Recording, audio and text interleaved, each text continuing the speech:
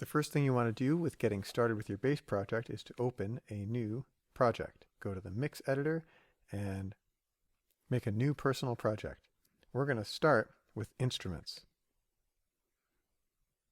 Now the default is always a piano, but we're going to change it.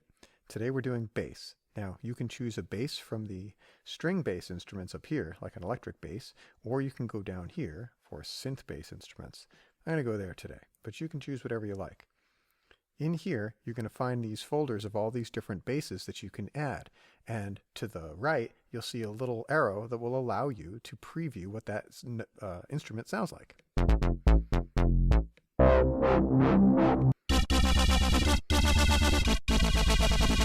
So I'm going to go with this deep house one.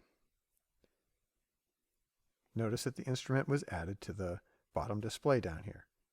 Now to get started, I could of course hit record and then start noodling and playing on the keyboard, but we did that before. I want to show you a new way of getting notes in. Let's go to the Midi Editor, and I'm going to make this a little larger by getting that double-headed arrow. I'm going to click and drag.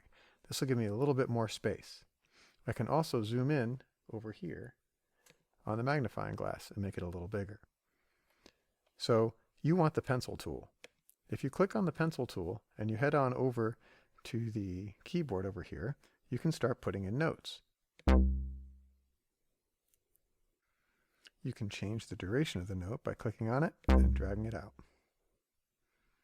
That note is one whole measure in length.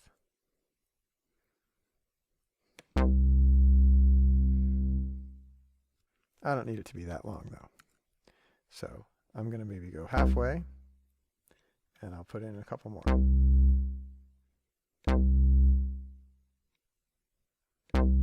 Always aligning to the grid. Now let's have a listen to what this sounds like. I'm going to click the little loop thing up here at the top and drag so I can only hear my one measure.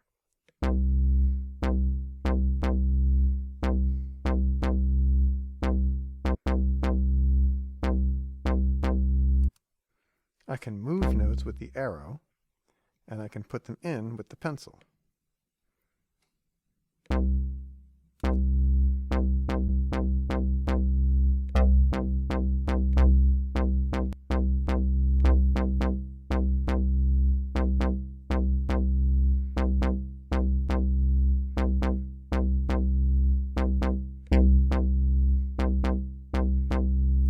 So that's pretty good. You can also change the volume of each note. So if I click the V over here, you'll notice that this particular note is at a velocity of 100. If I want that to be louder, I can crank that up. And maybe I'll want these to be softer. So I'll select this note and give it its own custom velocity. That note's going to be softer. And this note will be a little louder.